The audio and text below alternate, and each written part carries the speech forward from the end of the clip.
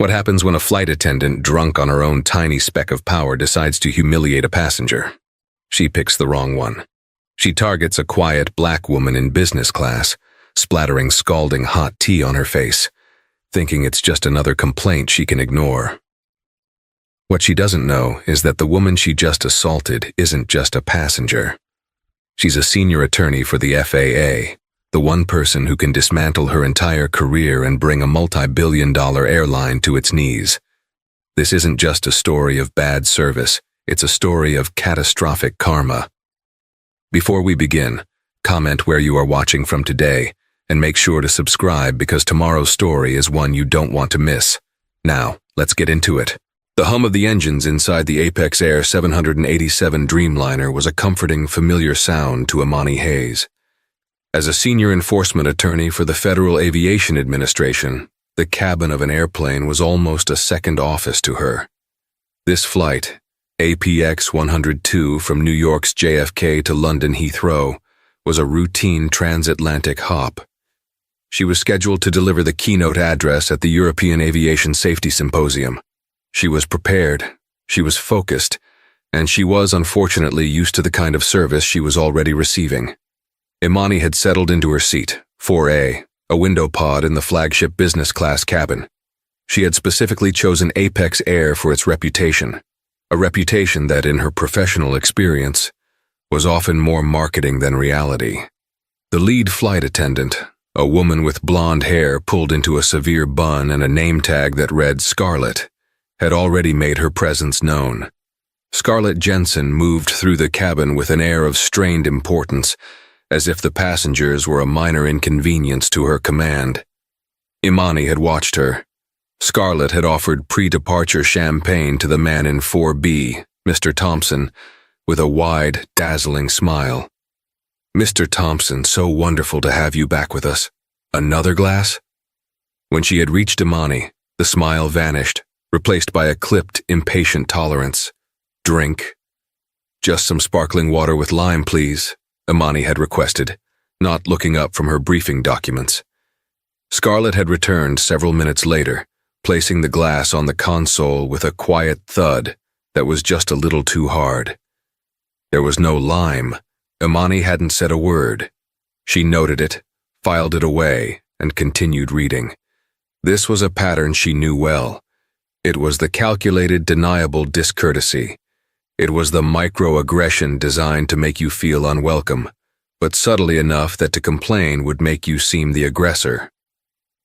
As the flight reached cruising altitude, the service began. Scarlett was working the business class cabin almost single-handedly, while a younger, nervous-looking attendant named Chloe seemed to be relegated to clearing trays. Mr. Thompson in 4B was loud. He was bragging on his phone, which he'd kept on far too long after the boarding door closed, about a monster deal he was closing in London. He was demanding, asking Scarlett for the good scotch before the meal service had even been announced. "Right away, Mr. Thompson, absolutely. And can I get you a hot towel? A small snack to go with that?" Scarlett's voice was pure honey. Imani, feeling the cabin's dry air, pressed her call button. She waited. 5 minutes passed. Scarlett walked past her twice, clearing glasses from another row, pointedly ignoring the illuminated blue light above Imani's head. On the third pass, Imani spoke up, her voice calm but clear. "Excuse me, miss." Scarlett stopped, her body language radiating annoyance. She turned slowly. "My name is Scarlett. The call button is for emergencies, madam, not for drink orders. I'll get to you when I'm able." Imani felt a flash of heat, but she pushed it down. Professionalism was her armor. "I'm aware of its function. I've been waiting for 10 minutes. I would simply like a bottle of water and a blanket, please." Scarlett's eyes narrowed. "Fine." She returned, not with a bottle, but with a plastic cup of water, no ice. She tossed the blanket, still in its plastic wrap, onto the empty seat console next to Imani. The gesture was one of pure contempt. "Is there anything else?" Scarlett asked, her tone heavy with sarcasm. "No, thank you. That will be all," Imani said, her voice dangerously quiet. Scarlett moved on. Across the aisle, Imani saw the younger attendant, Chloe, watching the exchange. Chloe looked horrified, her eyes wide before Scarlett barked an order at her to go sort the galley, and the girl scurried away. Imani sighed, unwrapping the blanket. It was going to be a long flight. She was tired of fighting these small, exhausting battles. She was tired of having to prove she belonged in a seat she had paid for, a seat she had earned 100 times over. An hour later, as the meal service concluded, Imani decided to try and get some rest. The cabin lights were dimming. She wanted a hot tea, something to soothe her before she tried to sleep. She considered not asking, just to avoid another interaction with Scarlett. But she was cold and she was thirsty. She pressed the call button. She waited and waited. 10 minutes, 15. Mr. Thompson in 4B was now watching a loud action movie on his tablet with no headphones. The thud, thud, thud of explosions filled the air. Scarlett passed by and did nothing. Imani pressed the button again. Finally, Scarlett appeared, her face a mask of thunder. "What is it now?" "Mr. Thompson's tablet is creating a significant disturbance," Imani said calmly. "And I would like a cup of chamomile tea, please." Scarlett shot a glance at Mr. Thompson, who was oblivious. She looked back at Imani. "You want me to tell a platinum status passenger to turn down his movie, so you can have tea?" "I want you to enforce your airline's own cabin policies," Imani replied, her voice firm. "And I want a cup of tea." The venom in Scarlett's smile was potent. "Of course. 1 chamomile tea. Coming right up." She turned and marched toward the galley. Mr. Thompson, who had overheard, leaned over. "Hey, lady, mind your own business. I'm trying to relax here." Imani simply put on her own noise-canceling headphones and closed her eyes, not gracing him with a response. She didn't see the look Scarlett gave her as she disappeared into the galley. She didn't see her whisper to Chloe. "This passenger in 4A thinks she runs the plane. I'm about to teach her a little lesson about turbulence." A few minutes later, Scarlett returned. She was holding a ceramic mug, no saucer, steam visibly rising from the rim. She navigated the aisle with a stiff, deliberate pace. As she reached row 4, the plane gave a small, almost imperceptible jolt, the kind of minor turbulence that happens a dozen times on a transatlantic flight. It was the only cover Scarlett needed. In one horrifying fluid motion, Scarlett stumbled. But she didn't stumble away. She stumbled forward, lurching directly toward Imani. The mug tilted, and a wave of scalding hot tea erupted from the cup. It wasn't a spill. It was a splash. The boiling water hit Imani directly in the face, cascading down her neck, onto her chest, and soaking the silk blouse she wore. The pain was immediate and sharp, a searing electric shock. Imani screamed, a sound torn from her throat as she recoiled, clawing at her face. The smell of chamomile and her own seared skin filled her nostrils. "Oh my goodness!" Scarlett exclaimed, her voice dripping with fake theatrical shock. "Look at the mess you've made. You should have been more careful." Imani was in agony, her eyes squeezed shut, tears of pain streaming down her face. Her neck felt like it was on fire. Mr. Thompson in 4B roared with laughter. "Whoa, that's one way to get a facial. Good one, Scarlett." Through the haze of pain, Imani heard Scarlett's cold, dismissive words. "It's just a little tea. Here." A single flimsy paper napkin was shoved into Imani's hand. It was useless. I'm burned," Imani gasped, her voice trembling with shock and rage. "It's scalding. It's just tea," Scarlett repeated as if speaking to a child. "I'll get a cloth." She walked away. Not ran, walked.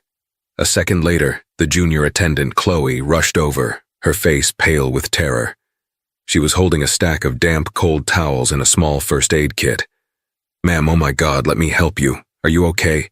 I have some burn gel." Chloe gently began to dab at Imani's face and neck, her hands shaking. "I'm so sorry, Before she could finish, Scarlett was back. She physically shouldered Chloe out of the way. "I'm handling this, Chloe. Go back to economy and check on the cart. Now." Chloe looked from Scarlett's furious face to Imani's blistering skin. "But she's—" "Go," Scarlett hissed. Chloe flinched and fled. Scarlett turned back to Imani, her sympathy vanishing, replaced by a cold, hard glare.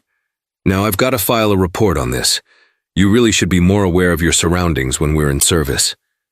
Imani, breathing through the pain, slowly opened her eyes. The woman was standing over her, smirking. The mask was off. This was deliberate. This was an assault. Imani's pain began to solidify. It crystallized from agony into a cold, diamond-hard fury. The attorney, the prosecutor, began to take over. "Give me your name," Imani said, her voice a low rasp. Scarlett's smirk widened. "It's Scarlett Jensen. I'm the lead cabin attendant and supervisor on this flight. I'm sure you'll want to file a complaint." "Yes," Imani said, pressing a cold, wet cloth to her neck. "I will. And I want the name of your supervisor on the ground at Heathrow. You can talk to the ground manager, Richard Grant, if he has time for you." Scarlett sneered. "Now, if you'll excuse me, I have other passengers. Passengers who aren't a liability to attend to."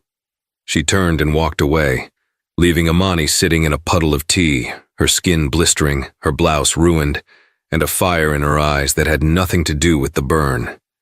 The game had just changed. This was no longer about bad service. This was about a crime. Imani unbuckled her seatbelt and made her way to the business-class lavatory. The face that stared back at her in the mirror was terrifying. A large, angry red patch was spreading across her left cheek and down her neck, already beginning to blister. Her expensive silk blouse was stained and ruined. She spent 10 minutes running cold water over the burn, her mind working with chilling clarity. The shock had passed, replaced by a methodical, cold rage. She documented everything. She took her phone and with trembling hands photographed the injuries. She photographed her soaked seat, the ruined blouse, the single, pathetic napkin Scarlett had given her. When she returned to her seat, Chloe, the junior attendant, was waiting. She quickly, nervously pressed a folded piece of paper into Imani's hand. "I'm so sorry," Chloe whispered, her eyes wide with fear. "I saw her in the galley. She said she was going to put you in your place." She waited for that jolt. "It wasn't an accident. Please don't tell her I spoke to you. She'll have me fired." Imani looked at the girl. "What's your full name, Chloe?" "Chloe Davies. This is only my 3rd month." "Thank you, Chloe Davies. You did the right thing," Imani said, tucking the note into her pocket. The note contained Chloe's full name and employee number, a whistleblower. Imani sat down.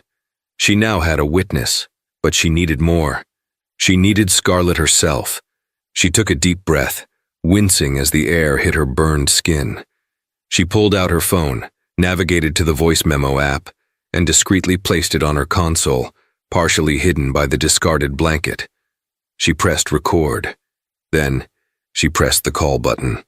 It took 3 minutes. Scarlett appeared, her arms crossed, her expression one of utter disdain. "What is it now? Do you need a doctor? Shall I have the captain divert the plane to Iceland? Is that what you want? More attention?"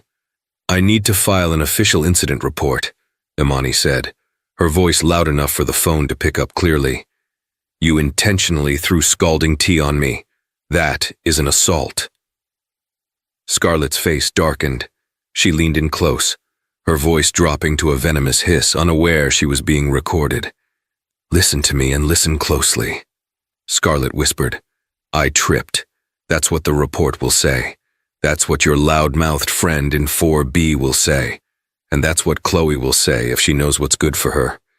You, on the other hand, were a disruptive, agitated, and verbally abusive passenger. You were complaining from the moment you stepped on this plane." Imani stared at her, her expression unreadable. "People like you," Scarlett continued, her lip curling, "are always looking for a handout, always playing the victim. You probably think you're going to get a free flight out of this, don't you? You should just be grateful you're even in this cabin. It's a privilege, not a right." The undisguised racism, the sheer unadulterated hate, was breathtaking.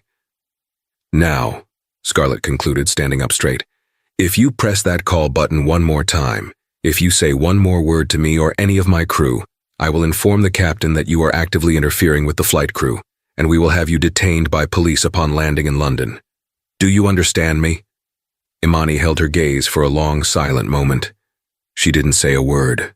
She simply reached out and with a single, deliberate finger, pressed the stop button on her phone's screen. She saved the file. "Got you." Scarlett, thinking she had won, that her threat had finally silenced the problem passenger, gave a triumphant little smirk. "Good. I'm glad we've reached an understanding." She pivoted on her heel and strutted back to the galley. Mr. Thompson, who had watched the entire exchange, shook his head. "Tough break, lady. You don't mess with the flight crew. They're the boss up here." Imani ignored him. She put her headphones back on, leaning her head against the cool plastic of the cabin wall, careful not to touch her blistering skin. She closed her eyes. She wasn't a passenger anymore. She was a prosecutor building her case, and she had just secured her star witness, the defendant herself. The rest of the 4-hour flight was spent in meticulous, silent preparation. She drafted a timeline of events, a list of violations, and the opening arguments of the legal war she was about to unleash. The bong of the seatbelt sign turning off at Heathrow was the sound of a starting gun. Imani was the first person off the plane. She bypassed the fast-track immigration, her diplomatic credentials, which she used for work, getting her through in under a minute. She didn't go to baggage claim. She went straight to the Apex Air Arrivals Lounge, a plush area reserved for first and business class passengers. She approached the polished mahogany desk. A man in an impeccably tailored suit, with a silver name tag identifying him as Richard Grant, London Station Manager, looked up. "Can I help you?" he asked, his tone bored. "Yes," Imani said, her voice clear and carrying in the quiet room. "I was a passenger on APX 102 from JFK. I need to file a formal complaint against your lead cabin supervisor, Scarlett Jensen, for assault." Richard Grant's polite mask didn't slip, but his eyes hardened. "Assault? Madam, that is an extremely serious accusation." "I am an extremely serious person," Imani replied, her voice flat. She gestured to her neck, where the red, blistering burn was impossible to miss. "This was done to me, deliberately, by Miss Jensen." Grant sighed, a sound of profound inconvenience. He typed something into his computer. "Ah, yes. Flight APX 102. Miss Jensen has already filed her report from the flight." He swiveled the monitor to face Imani. "According to the official log, you were the one who became verbally abusive. It states that you were gesticulating wildly while complaining about another passenger, and that you knocked the cup of tea from Miss Jensen's hand yourself." Imani stared at the screen. The audacity of the lie was stunning. It was a complete fabrication, a coordinated cover-up. "That is a categorical lie," Imani said. "Well," Grant said, leaning back and lacing his fingers, "it's Miss Jensen's word, a decorated employee with 15 years of loyal service against yours. She also noted you were, and I quote, attempting to solicit a cash settlement from the moment you boarded. Furthermore, the passenger in 4B, a Mr. Thompson, has already submitted a corroborating statement via the in-flight Wi-Fi, backing up Miss Jensen's version of events completely." He had an answer for everything. They had closed ranks. Scarlett had used the rest of the flight to build her false case, and her colleagues had fallen in line. "Mr. Grant," Imani said, "I have medical evidence, I have a witness from your own crew, and I have audio of Miss Jensen threatening me and admitting her discriminatory animus." For the first time, a flicker of uncertainty crossed Grant's face, but he quickly extinguished it. He'd dealt with difficult passengers before. "Madam, people make all sorts of threats when they're angling for a lawsuit," he said, his voice turning condescending. "I'm sure you have a recording. I'm sure it's very dramatic. But at the end of the day, Apex Air stands by its employees. We have a very, very robust legal team that handles frivolous claims like this." He pulled out a business card and a voucher. "As a gesture of goodwill for your unpleasant flight, I am authorized to offer you this, a $200 voucher for future travel on Apex Air." He slid it across the desk. Imani looked at the voucher, She looked at Richard Grant, a man so secure in his corporate fortress, so dismissive of her pain, of the truth. He was now part of the conspiracy. He was an accessory. "So this is your final position?" Imani asked, her voice soft. "You are endorsing the report that I did this to myself, and you are dismissing my complaint?" "I am saying," Grant said slowly, as if to someone dim-witted, "that we have our report, and you have your story. I am offering you $200. I suggest you take it and enjoy your time in London." Imani nodded slowly. "I see." She pushed the voucher back across the desk. "Keep it. You're going to need a lot more than that." She turned and walked out of the lounge. Richard Grant watched her go, a smug smile on his face. He'd handled it. He'd shut down another hysterical passenger trying to get a payout. He turned back to his computer, dismissing her from his mind. He had no idea that he had just dismissed the one person on Earth who could, and would, hold the entire airline accountable. He had just declared war on the FAA. Imani took a black cab to her hotel, the Savoy. She bypassed the grand check-in desk and went straight to the concierge. "I need a doctor," she said. "I have a chemical or thermal burn on my face and neck, and I need it professionally documented for legal purposes." The concierge, sensing the urgency and professionalism, had an on-call private physician at her suite within 30 minutes. The doctor examined the burn, diagnosed it as a second-degree thermal burn, applied a medical-grade salve and dressing, and wrote a thorough, detailed report on its cause, severity, and the potential for scarring. Imani paid him, thanked him, and then got to work. Her suite overlooking the Thames became a war room. She had the hotel's IT department set up a secure, high-speed line. She transcribed the audio file from her phone, word for word. She uploaded the photos of her injury, the time-stamped note from Chloe Davies, and the doctor's medical report to a secure FAA server. Then she opened her laptop and began to draft. She wasn't just drafting a lawsuit. She was drafting an official enforcement investigation notice. She listed the violations. 14 CFR Part 121, Operating Requirements. Failure to ensure passenger safety. Crew member interference with safety duties, Chloe. Creation of a hazardous condition. 14 CFR Part 119, Certification. Potential for systemic failure in crew training and oversight. Title 49, U.S. Code. Interference with a crew member, by Scarlett in preventing Chloe from rendering aid. Falsification of mandatory reports, citing the fabricated incident log, and the big one. A formal DOT complaint for discriminatory practices under the Air Carrier Access Act, based on the audio evidence of Scarlett's racist statements. She was methodical. She was precise. She was, in this moment, the sharpest, most dangerous instrument of the U.S. Department of Transportation. When she was finished, it was 7 a.m. in New York. Perfect. She didn't call the Apex Air customer service line. She didn't call their legal department. She looked up the private, direct number for Apex Air's chief executive officer, Robert Miller. Scene change. A sleek, glass-walled boardroom in Manhattan. Robert Miller, CEO of Apex Air, was in the middle of a tense quarterly earnings meeting. His phone, his private line, buzzed on the table. He ignored it. It buzzed again.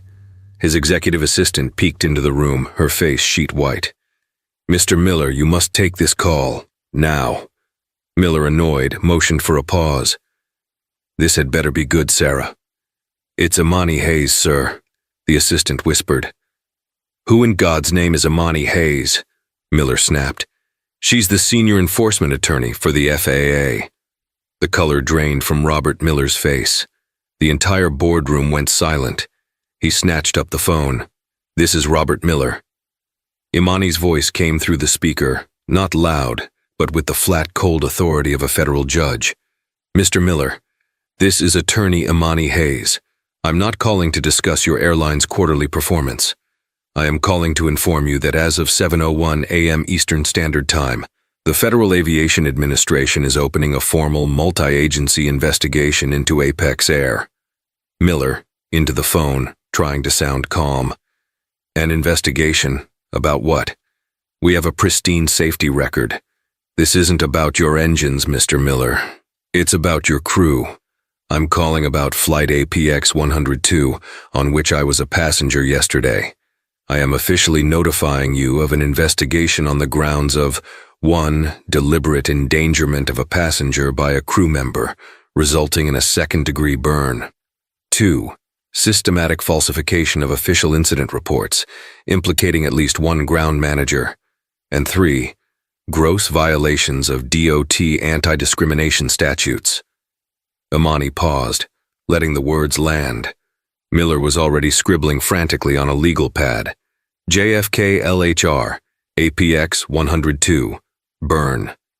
I have, Imani continued, a sworn affidavit from a whistleblower on your staff, a medical report, photographic evidence, and a 4-minute and 32-second high-quality audio recording of your lead flight attendant, Scarlett Jensen, threatening me and stating, and I quote, "People like you are always looking for a handout. You should be grateful you're even in this cabin." Robert Miller stopped breathing. The implications of that one sentence were catastrophic. That was a DOT-level company-killing quote. "Mr. Miller," Imani said, "your London station manager, Richard Grant, has already implicated himself in a cover-up by attempting to bribe me with a $200 voucher. So this rot is in your management too. I am in London. I was scheduled to speak at a conference. I am now dedicating my time to this. I expect to meet with you and your general counsel in person at my hotel by 4 p.m. GMT tomorrow. Or my next call is to the Washington Post and the Secretary of Transportation. Have a good day." The line clicked dead. Robert Miller stared at the phone. He looked at his board. "The earnings call is canceled. Get our general counsel. Get the head of in-flight operations. And get me the entire crew list for APX 102. Find out everything that happened on that plane, now. And someone get the jet fueled. We're going to London." The next afternoon, the presidential suite at the Savoy was converted into a makeshift tribunal. Robert Miller, Apex Air's general counsel, and 2 terrified-looking VPs of operations were seated on one side of a large mahogany table. Imani Hayes walked in at 4 p.m. on the dot. She was not dressed as a passenger. She was in a severe, dark gray power suit, her hair pulled back. The angry red burn on her neck and cheek was not covered with makeup. It was left visible, a stark physical piece of evidence. "Attorney Hayes," Miller began, rising, "I want to offer my most profound, absolute—" "Save it," Imani said, cutting him off as she sat down. "I'm not here for apologies, Mr. Miller. I'm here for accountability. Where are they?" "Where are who?" the general counsel asked. "Scarlett Jensen and Richard Grant. This meeting does not happen without them. I want to see their faces." Miller nodded to his assistant. A moment later, a side door opened and Scarlett and Richard were escorted in. They had been flown in on the corporate jet, and they both looked confused and terrified. Scarlett, in her civilian clothes, had lost all of her in-flight arrogance. When she saw Imani sitting at the head of the table like a queen, her face went pale. "Mr. Miller, what is this?" Scarlett stammered. This is the passenger who—" "Shut up, Scarlett," Miller snarled, his career flashing before his eyes. "Let's begin," Imani said. She placed her laptop on the table and turned the screen toward them. "Mr. Grant, we'll start with you. This is your official report, filed at 8:12 a.m. GMT yesterday. It states I was abusive and spilled the tea on myself. Is that correct?" Grant, now seeing the CEO and general counsel staring at him, began to sweat. I was filing based on the crew report from Miss Jensen." "So you didn't investigate? You just took her word and then tried to bribe me to be quiet?" Imani pressed. "That's a yes or no question, Mr. Grant." It was a goodwill gesture." "Next," Imani said, dismissing him. "Miss Jensen." She looked at Scarlett, who was visibly trembling. "You stated in your report that I knocked the tea from your hand. Is that your testimony?" "Yes," Scarlett said, finding a burst of desperate courage. She was angry. She was waving her arms. I tripped because she startled me and she hit the cup. Mr. Thompson in 4B saw it all. I see, Imani said. She pressed a key on her laptop. The room filled with Scarlett's own hissing voice. Listen to me and listen closely. I tripped. That's what the report will say. That's what your loud-mouthed friend in 4B will say. People like you are always looking for a handout. You should be grateful you're even in this cabin. If you press that call button one more time, we will have you detained by police. Silence. Robert Miller's face was purple with rage. The general counsel slowly took off his glasses and rubbed his eyes, as if he had a migraine. Scarlett Jensen looked like she had been turned to stone. She was opening and closing her mouth, but no sound was coming out. And just in case that wasn't clear enough, Imani said, I have this. She slid a printed, signed, and notarized document across the table. This is a sworn affidavit from your junior flight attendant, Chloe Davies. She states under penalty of perjury that she overheard you in the galley stating your intent to put me in my place. She swears she witnessed you deliberately lurch toward me, using the minor turbulence as a cover, and all but throw the tea on me. She also states you threatened her job when she tried to render aid. Imani leaned forward. So, Miss Jensen, who is lying? Me, the audio recording, or Miss Davies? Scarlett finally broke. She burst into tears, a pathetic, wailing sob. No, please, you don't understand. The passengers are so demanding. She was so rude.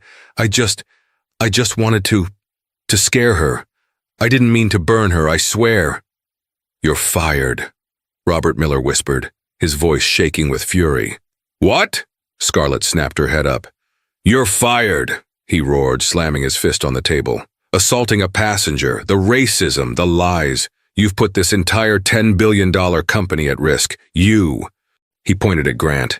And you covered it up. You're fired. Security, get them out of this hotel. Get them out of my company. Their credentials are void. Escort them to the airport. Put them in economy, middle seat on the next flight.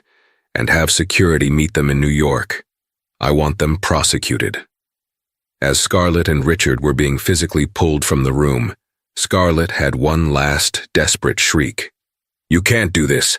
I have a union. I have seniority. I'll sue. Imani spoke, her voice cutting through the hysteria. Your union won't touch this. It's a criminal matter, and I'm filing the civil suit personally.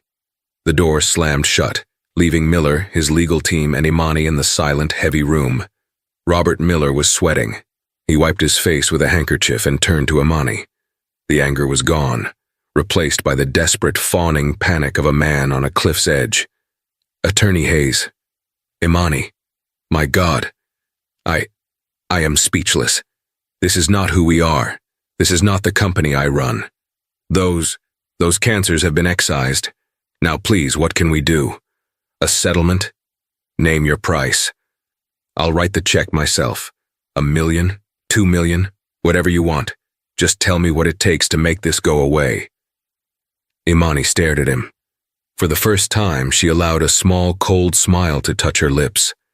Mr. Miller, you still think this is about me. You still think this is about a payout. You are just as bad as she is. You just hide it better. No, I just mean... I know what you mean, Imani said. She reached into her briefcase and pulled out a thick bound document. She slid it across the table. This is what it takes. This isn't a settlement. It's a consent decree. The general counsel picked it up, his face paling as he read the cover sheet. This is an FAA consent decree. This is an official enforcement action. That's correct, Imani said. You're not settling with Imani Hayes, the passenger. You are surrendering to the Federal Aviation Administration. Read it. For the next 10 minutes, the only sound was the rustling of paper as the general counsel read the terms, his breathing getting heavier. Imani, this is... Miller started. Read the terms aloud, counsel, Imani commanded.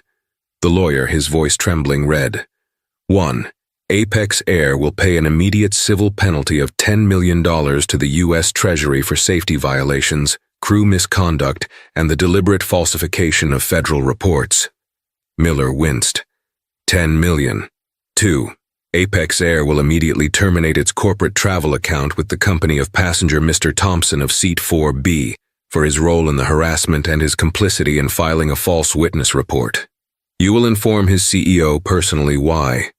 3. Junior flight attendant Chloe Davies will not be terminated, disciplined, or retaliated against in any way. She will, in fact, be promoted to lead cabin attendant, given full whistleblower protection, and receive a bonus equivalent to 1 year's salary for her integrity. 4. The lawyer continued, his voice cracking. 4. Apex Air will fund a mandatory top-to-bottom, independently monitored diversity, equity, and inclusion training program for all 50,000 global employees, from the CEO and board of directors down to the baggage handlers. And 5, Imani said, picking up the final sheet. This program will not be some cheap online module. It will be a $50 million 5-year program, designed and run by a third-party monitor, one of my choosing. And my personal civil suit? The one for my pain and suffering and the potential for a permanent scar? Every single penny of that settlement, which your lawyers and my lawyers will negotiate, will go directly into a charitable fund I am establishing. It will be called the Clear Air Fund, and it will provide free legal aid to victims of airline discrimination. She stood up. Those are the terms. Non-negotiable. Robert Miller looked at his lawyer, who just shook his head, speechless. The alternative was a public DOT investigation, a full grounding of their fleet by the FAA, and a stock price that would hit zero. This was just money, a lot of it, but it was survivable. You agree to this decree, Imani said, and the FAA investigation into Apex Air is resolved. You don't, and I'll see you in federal court, and on the front page of the New York Times. Robert Miller, the powerful CEO, looked like a broken man. He picked up the pen. We agree. We agree to all of it. Good, Imani said. She watched him sign the document that would fundamentally change his company. My lawyers will be in touch. She picked up her briefcase, gave a short nod, and walked out of the suite, leaving the wreckage of Robert Miller's company behind her. The fallout was immediate and catastrophic, but not for Imani. Richard Grant was blacklisted. In the tight-knit aviation management world, the word was out. He'd been fired for cause for participating in a cover-up that resulted in a massive federal fine. He never worked in an airport again. The last anyone heard, he was managing a rental car kiosk at a suburban strip mall. Mr. Thompson, the loud-mouthed passenger in 4B, landed in London and went to his big meeting. 2 days later, his CEO called him. Their multi-million-dollar corporate account with Apex Air had been terminated, citing disgraceful employee misconduct and illegal harassment by Thompson himself. He was fired for cause before he even finished his trip. And Scarlett Jensen faced the hardest fall of all. She was not just fired. Apex Air, on the advice of its legal team, pursued criminal charges. She was found guilty of misdemeanor assault. But that was just the start. Imani, in her capacity as an FAA attorney, filed the paperwork herself. Scarlett Jensen's flight attendant certification was permanently revoked by the FAA. She was blacklisted. No U.S. carrier would touch her. No international carrier that wanted to keep its landing slots in the United States would hire her. Her career, the one she had built her entire arrogant identity around, was over. Gone. Evaporated. 6 months later, Scarlett was working at a 24-hour diner in New Jersey off the turnpike. Her polished blonde bun was gone, replaced by a greasy ponytail under a hairnet. Her crisp uniform was replaced by a stained mustard-yellow polyester dress. It was 2 a.m. A group of 4 joyous, beautifully dressed black women walked in laughing, returning from a show in the city. They sat in Scarlett's section. "Hi, welcome to the Starlight. Can I get you some coffees?" Scarlett mumbled, holding her notepad. "Yes, 4 coffees. And what kind of tea do you have?" one of the women asked. Scarlett flinched. "Tea? Just black tea, Lipton." That's fine, and be careful, honey. I want it hot, the woman said with a smile. Scarlett's hands were shaking as she went to the machine. She filled the 4 mugs, her face pale. As she placed the last mug on the table, her hand trembled, and a little hot water splashed over the rim onto the table. The woman clicked her tongue. Oh, for goodness sake, can you please be more careful? Here, I need a napkin. Scarlett stared at the small spill. The humiliation, the powerlessness, the sheer crushing weight of her new reality crashed down on her. She was the one serving. She was the one who was invisible. Yes, ma'am, Scarlett whispered, her eyes burning with tears she refused to shed. Right away, ma'am. She scurried away to get a cloth. 2 days later, Imani Hayes finished her keynote speech in London to a standing ovation. She spoke on accountability, integrity, and the absolute non-negotiable right of every person to travel with dignity. She was on her flight home. Apex Air, first class, seat 1A. A new lead flight attendant approached her, her face bright and professional. Attorney Hayes, it's good to see you on board. Imani looked up and smiled. Chloe, it's wonderful to see you, Miss Davies. Or should I say, Miss Lead Attendant. Chloe blushed. Thank you again, ma'am. You changed everything. You did the right thing, Chloe. That's all that matters, Imani said. Can I get you anything to drink before we take off? Champagne, water, Chloe asked. Then she paused and smiled. Or perhaps a cup of chamomile tea. Imani's smile was warm and genuine. The burn on her neck had faded to a pale, barely visible mark, a reminder of a battle fought and won. Tea, Imani said, settling into her seat. Sounds absolutely perfect. The wheels of justice turn slowly, but they grind exceedingly fine. For the people involved in the incident on APX 102, the immediate explosive consequences were only the beginning. The real, lasting karma, both the punishments and the rewards, took a full year to settle into the permanent, unchangeable reality of their new lives. The corporate headquarters of Apex Air was no longer just a sterile glass tower in Manhattan. It was a company on probation, humbled to its very foundations. Robert Miller, the CEO, had learned the most expensive lesson of his career, that a company's culture is not a soft asset, it is the bedrock of its entire operation. As part of the massive $50 million consent decree that Imani Hayes had forced upon him, Apex had been required to build a state-of-the-art national training facility. They called it the Apex Center for Cabin Excellence and Inclusivity, a sprawling $100 million campus in Texas. Inside, a class of 30 new-hire flight attendants sat in a mock-up of a 787 cabin. The scenario was intense. An actor, playing a passenger, was being rude to another actor, playing his seatmate. The trainee, a young man named Ben, tried to intervene, but his words were weak. Sir, please try to be nice. Suddenly, a clear, confident voice cut through the simulation. Freeze. Chloe Davies stepped into the aisle. In 1 year, she had been transformed. The nervous, terrified junior attendant was gone. In her place stood a poised, authoritative corporate trainer, her lead attendant uniform crisp and immaculate. She was one of the first people chosen by the new external review board, a board that included Imani Hayes, to help design and implement the new training.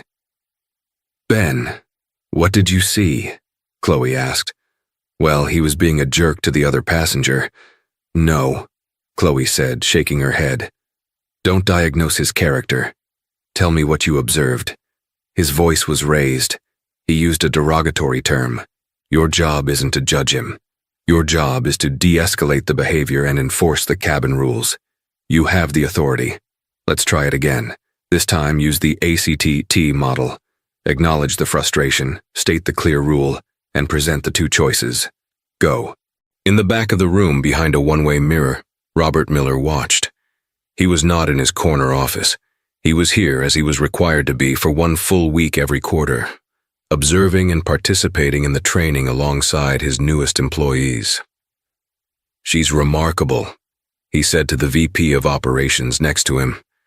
She has an authority that, it's not faked, it's earned. She's the new standard, sir, the VP replied. "The Chloe Davies standard is what we call it. Integrity under pressure. The new hires, they look up to her like a rock star." Later that day, Miller found Chloe in the cafeteria. "Miss Davies, another excellent session." "Thank you, Mr. Miller. The new class is promising. They're learning." Miller sighed, stirring his coffee. "You know, I used to look at the budget for this kind of training and I'd see it as a cost center, a line item to be reduced. I flew to London that day to try and buy my way out of a problem. I was prepared to offer Attorney Hayes millions of dollars." "I know, sir," Chloe said quietly, "but she didn't want money, not for herself. She wanted this." He motioned around the bustling, state-of-the-art facility. "She wanted us to be better. It took me a long time to realize that the $50 million fine wasn't the punishment. It was the investment." "It's about respect, Mr. Miller," Chloe said, meeting his gaze. "That's all it was ever about. The money was just the only language the company spoke. It's good to see you're learning a new one." Chloe picked up her tray and walked away, leaving the CEO of a multi-billion-dollar airline to finish his lunch, a humbled man who had at last understood the lesson. The transformation of Apex Air was real, it was painful, and it was permanent. The Starlight Diner off the New Jersey Turnpike was hell, and it smelled like stale grease. It was 3 a.m. on a cold, sleeting November night. Scarlett Jensen, now just Scarlett because the manager couldn't be bothered to learn her last name, was running on 4 hours of sleep and caffeine. Her hands, once perfectly manicured for business class service, were now red, raw, and chapped, the skin cracked from plunging them into industrial-strength dishwashing solution. Her hair, once pulled into a severe, powerful bun, was lank and greasy, hidden under a cheap polyester hairnet. The bell above the door jangled, and a group of 4 pilots and flight attendants from a budget cargo airline stumbled in, laughing, shaking the rain from their coats. They were loud, obnoxious, and full of the casual power Scarlett had once wielded. They slid into her largest booth. "Hey, sweetheart, coffee all around, and make it hot. We've been flying a metal box full of car parts from Louisville for 6 hours. One of the pilots boomed. Scarlett's eye twitched. "Sweetheart." She grabbed the pot, her feet aching in her cheap, non-slip shoes. "Coming right up," she mumbled. As she poured, they kept talking, not even looking at her. "Man, you hear about the new Apex training?" one of the flight attendants asked. "My friend who got hired there said it's like boot camp. They had to sit through a 3-hour lecture from their CEO about some incident last year." "Oh, the T incident," the other pilot laughed. "That's airline legend, man. This totally psycho lead attendant, a real queen of the skies type, threw a pot of scalding hot tea on some passenger." "Get this," the first pilot chimed in, leaning in. "The passenger wasn't just some lady. She was like the head lawyer for the FAA." "No!" the flight attendant shrieked with laughter. "You're kidding me. Oh, that's beautiful. What happened to the attendant?" "Fired, obviously, but I heard she was blacklisted globally. Can't even get a job on a regional carrier in Alaska, and criminally charged. Good riddance. It's people like her who give us all a bad name, thinking that uniform makes them God." Scarlett stood frozen, her hand shaking, coffee sloshing over the rim of a mug onto the table. "Hey," the pilot snapped, looking at her for the first time. "Watch it. What, are you deaf? Clean this up." I'm sorry," Scarlett whispered, her throat closing. "She's sorry," the pilot mocked. "Yeah, well, you're also getting no tip if you scald me." From across the diner, her manager Sal, a man with a stained apron and a voice like gravel, bellowed, "Jensen, table 4's kid just puked. Get the mop, now!" The entire booth of airline crew erupted in laughter. "Rough night, sweetheart," the pilot sneered. "Scargood." Impt got the mop and bucket from the closet. The smell of bile and sour milk hit her. As she got on her hands and knees to clean the mess, her eyes burned with tears of pure, undiluted hatred. She wasn't just humiliated. She was nobody. She was a ghost, forced to serve and be mocked by the very people she used to look down on. She was invisible.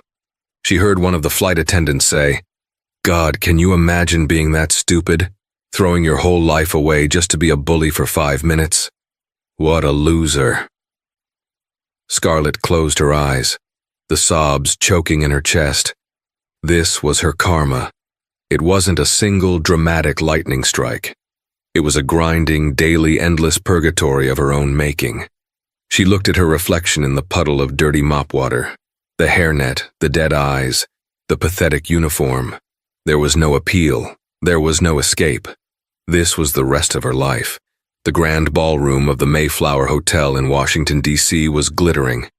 Hundreds of people in black tie, senators, congresswomen, federal judges, activists, and aviation executives were on their feet, the sound of their applause echoing to the crystal chandeliers.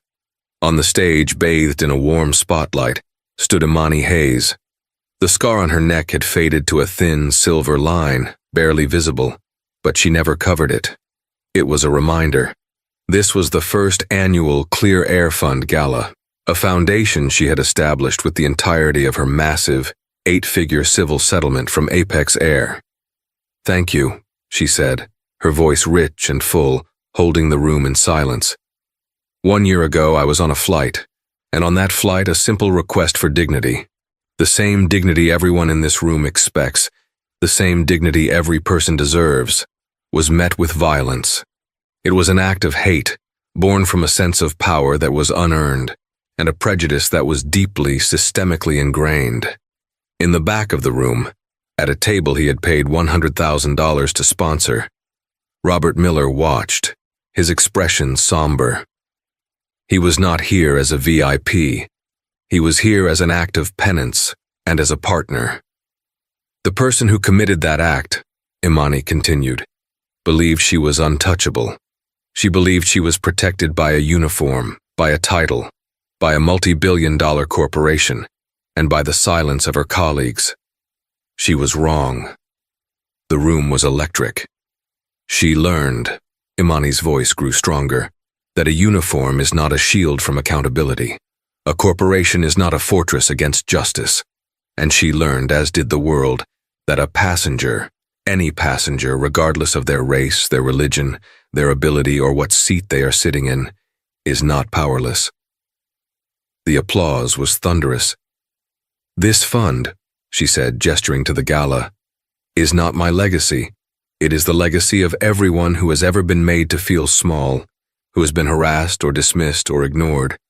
We are here tonight because of the 124 cases the Clear Air Fund has taken on, pro bono, in its very first year. We are here for the man in the wheelchair who was told his custom chair was a fire hazard and left at the gate. We are here for the Sikh man who was ordered to remove his turban for a random search. We are here for the 2 women who were told they couldn't sit together because they made another passenger uncomfortable. We are here to give them a voice. We are here to give them a sword." She paused, and her prosecutor's gaze softened. Justice is not just about punishing the guilty. It is about creating a world where the offense is unthinkable. It is about lasting systemic change. She looked to a table near the front, where Chloe Davies sat, weeping openly, her hand held by her new husband. "It is also about celebrating integrity," Imani said, her voice thick with emotion. "It is about celebrating the quiet heroes like the junior attendant who, at great personal risk, chose to tell the truth, who slipped me a note on a napkin that became the key to unlocking this entire case." Imani raised her glass. "To the whistleblowers, to the truth-tellers, to everyone who, when faced with a choice between what is easy and what is right, chooses right." The night ended with Imani off stage, surrounded by well-wishers. Finally, Chloe and Robert Miller approached her together. "Attorney Hayes," Miller said, his voice quiet. "A remarkable evening. What you've built, it's incredible." "We built it, Mr. Miller," Imani corrected him gently. "Your company's partnership is a vital part of that. It is my privilege," he said. He nodded to them both and moved away, a man truly changed. Chloe was left standing with Imani, the 2 women who had brought an airline to its knees and rebuilt it. "I still can't believe it," Chloe whispered. "When I look at this room, all I can think of is that galley, and how scared I was." "You were scared," Imani said, taking Chloe's hands. And you were brave. Courage isn't the absence of fear, Chloe. It's doing the right thing even when you're terrified. You did that. No, Chloe said, tears in her eyes as she looked at her mentor. Look what you did, Imani. You changed the world.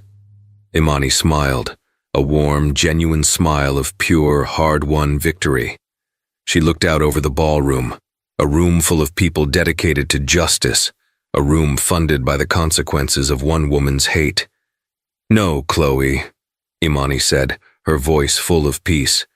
We did. They say karma is a boomerang, and for Scarlett Jensen it came back harder and faster than a 787. She thought she was putting a problem passenger in her place, but she was assaulting the one person who writes the rules.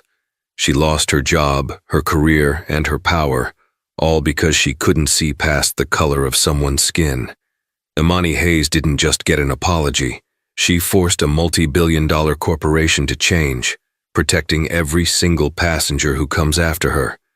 What did you think of Scarlett's hard-hitting karma? Was it deserved? Let me know your thoughts in the comments below.